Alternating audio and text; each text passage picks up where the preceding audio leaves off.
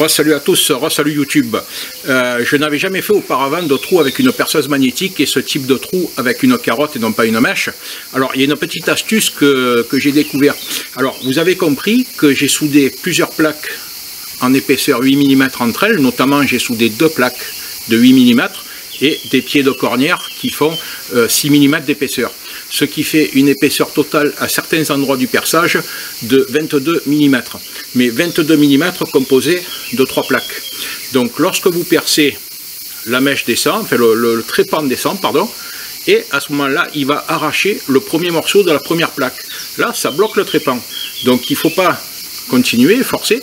Il faut retirer le trépan, enlever le morceau, vous avez vu que je vous ai fait voir de carottage qui demeure, vous le levez, vous ne démagnétisez pas votre perceuse, parce que si vous la démagnétisez, vous allez bouger et vous êtes plus centré sur votre perçage.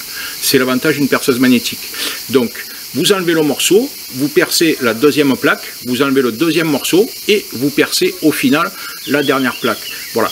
À ce moment-là, vous avez un perçage net précis qui est sur les 3 plaques en même temps, mais qui va être fait en 3 fois au lieu d'une seule.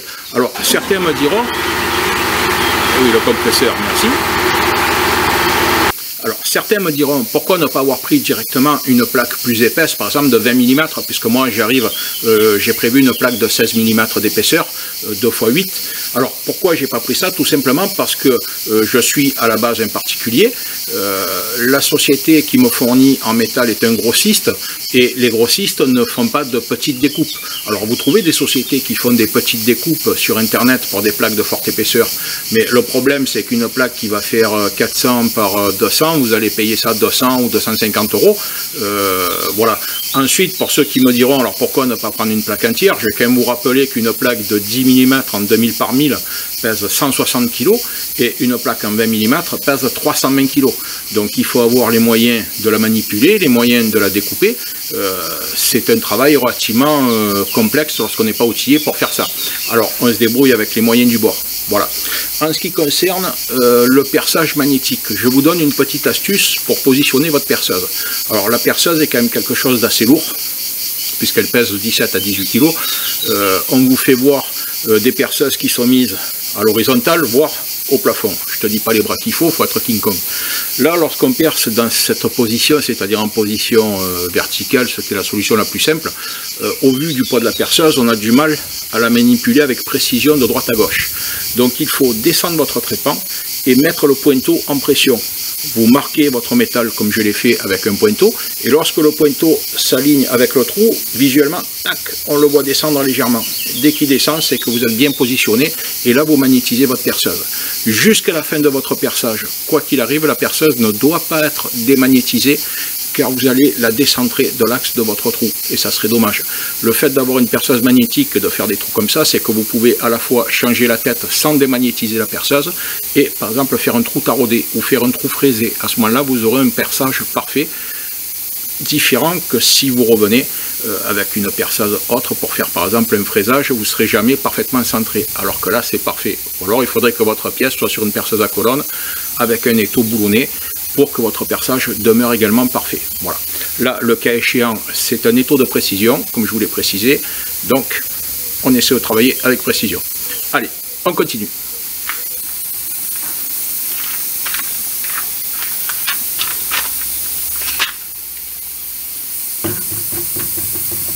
Donc je mets le pointeau en pression sur la pièce et je déplace ma perceuse à la main, je la fais glisser.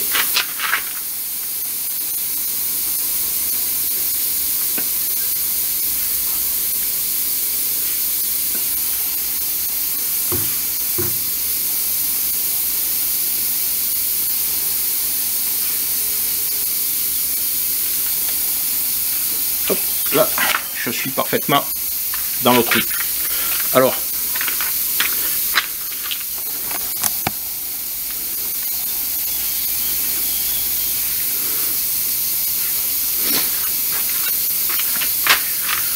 pourquoi est-ce que je mets une plaque de cette épaisseur-là? Tout simplement parce que au départ, certaines personnes disent que les perceuses magnétiques ont une force d'attraction insuffisante. Je l'ai déjà expliqué dans la vidéo de présentation. Au plus le métal est épais, au plus la perceuse va bien se magnétiser. Allez, on y va pour ce trou-là.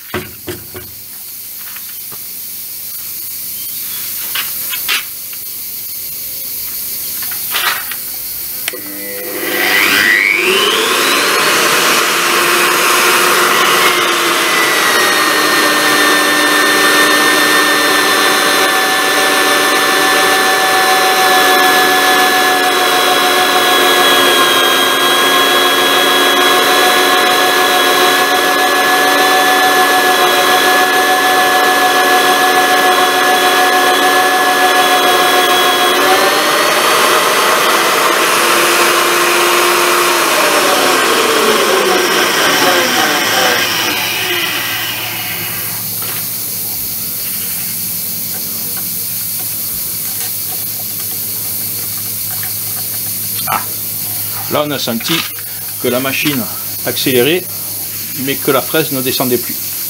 Donc j'enlève le premier.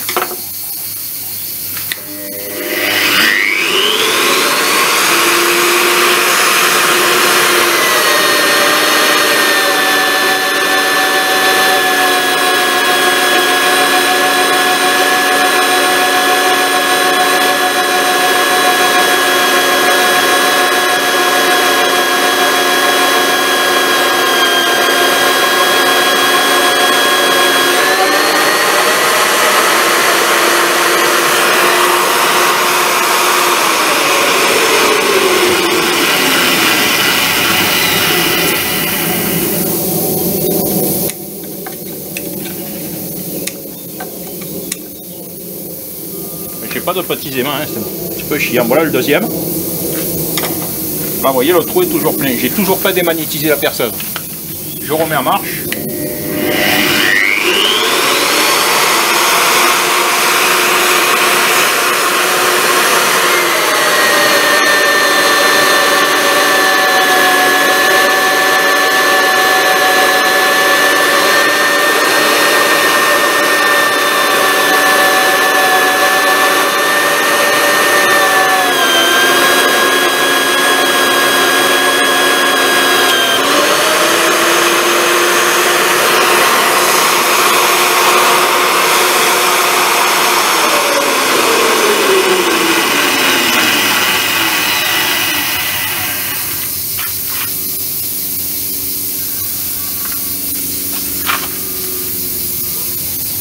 Ouah, c'est chaud. Et là, voilà le troisième.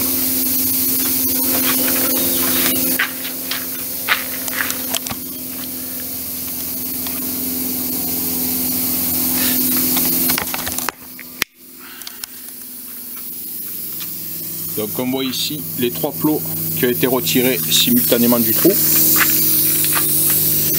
Voilà. Et là vous avez un trou qui est parfait.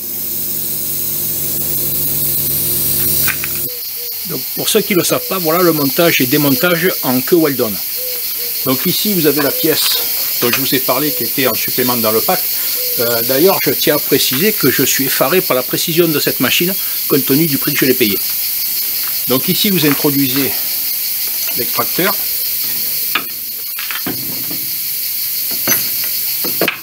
Bon moi je l'avais déjà débloqué un coup. Hein. Donc là vous l'enlevez, clé Allen, vous démontez ici.